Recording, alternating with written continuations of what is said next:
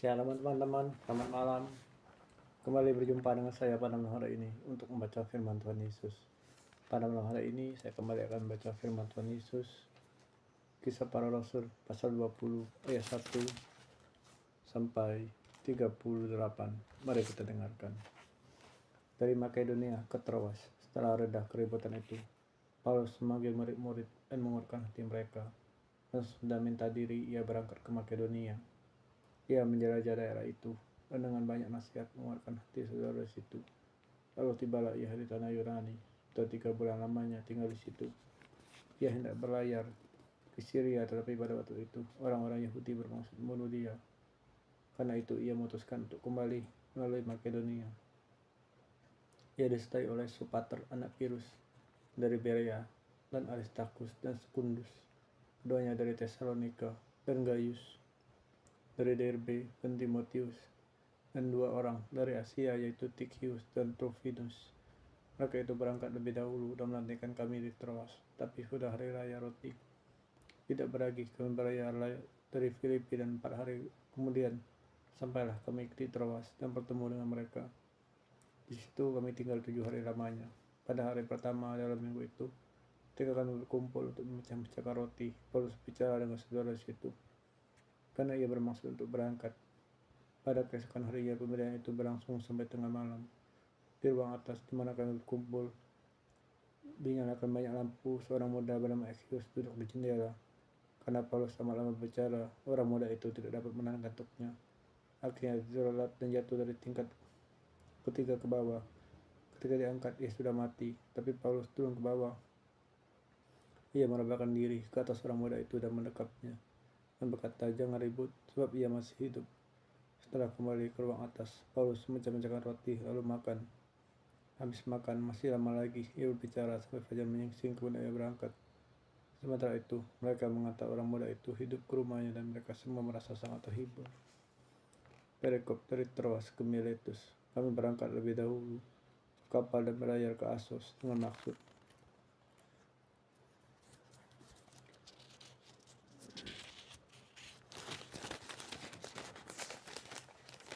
untuk menyebut Paulus di situ sesuai dengan pesannya, sebab ia sendiri mau berjalan kaki melalui darat. Ketika ia bertemu dengan kami di Assos, kami membawanya ke kapal, lalu melanjutkan pelayaran kami di Miletia. Dari situ kami terus berlayar. Daripada keesokan harinya kami berhadapan dengan Pulau Chios. Pada hari berikutnya kami menuju Samos, dan sehari kemudian tibalah kami di Miletus. Paulus telah memutuskan untuk tidak tinggal di Efesus, supaya jangan habis waktunya di Asia, sebab ia buru-buru agar jika mungkin ia telah berada di Yerusalem pada hari raya Pentakosta. Perikop perpisahan Paulus dengan para penatua di Efesus. Karena itu ia menyuruh seorang dari Miletus ke Efesus dengan pesan supaya para penatua jemaat datang ke Miletus.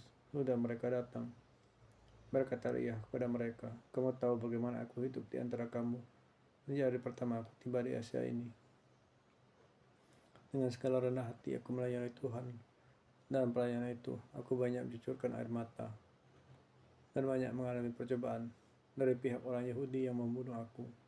Sungguh pun demikian, aku tidak pernah melalaikan apa yang berguna bagi kamu. Semua aku beritakan aku ajarkan kepada kamu, baik di muka umum maupun dalam perkumpulan-perkumpulan di rumah kamu. Aku senantiasa bersaksi kepada orang-orang Yahudi dan orang-orang Yunani supaya mereka bertobat kepada Allah dan percaya kepada Tuhan kita Yesus Kristus. Tapi sekarang, sebagai tawanan roh, aku pergi ke Yerusalem, dan aku tidak tahu apa yang jadi atas diriku di situ, selain daripada menyatakan Roh Kudus dari kota-kota kepada bahwa penjara dan sengsara menunggu aku. Tapi aku tidak menghiraukan nyawaku sedikit pun, asal saja aku dapat mencapai garis akhir dan menyelesaikan pelayanan yang diberikan oleh Tuhan Yesus kepadaku untuk memberi kesaksian tentang Injil kasih karunia Allah. Dan sekarang aku tahu bahwa kamu tidak akan melihat mukaku lagi, kamu sekalipun yang telah kunjungi untuk memberitakan kerajaan Allah. Sebab itu pada hari ini aku bersaksi kepada kamu bahwa aku bersih, tidak bersalah terhadap siapapun yang akan binasa, sebab aku tidak lalai memberitakan seluruh maksud Allah kepadamu. Karena itu jagalah dirimu dan jagalah seluruh kawanmu, karena kamulah yang tetapkan Roh Kudus menjadi pemilik dan mengembalakan jemaat Allah berolehnya dengan darah anaknya sendiri.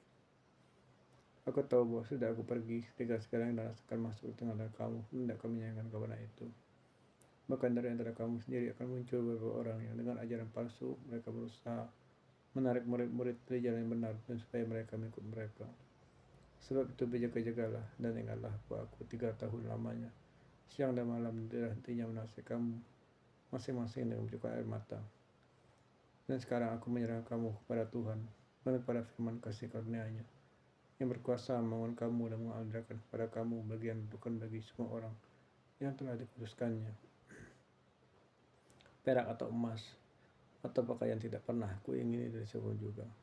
Kamu sendiri tahu bahwa dengan tanganku sendiri aku telah bekerja untuk memenuhi keperluanku dan keperluan kawan-kawan seperjalananku. Dalam segala sesuatu telah kuberikan contoh kepada kamu, bahwa dengan bekerja demikian kita harus membantu orang-orang yang lemah dan harus mengingat perkataan Tuhan Yesus, sebab Dia sendiri meramalkan adalah lebih berbahagia memberi daripada menerima. Sudah menjawab kata-kata itu, Paulus berlutut berdoa bersama-sama dengan mereka semua. Maka menangislah mereka semua seluruh sambil memeluk Paulus. Mereka berulang-ulang mencium dia. Mereka sangat berduka cita, terlebih karena ia katakan bahwa mereka tidak akan melihat mukanya lagi. Lalu mereka mengatakan di kapal, makasih Bapa, permisianku membaca firman Tuhan. Tuhan, serahkan segala penguburanku, segala trauma masa laluku, segala pasangan enak, depresi tengah pergumulan. Ya Allah, tempat pelindungku, membantuku, yang telah mengangkat Tuhan rohaniku. Makasih Tuhan, untuk kasih karunia-Mu sampai hari ini masih bisa hidup, berdoa dan menyebut nama Tuhan. Nama masyur Kristus.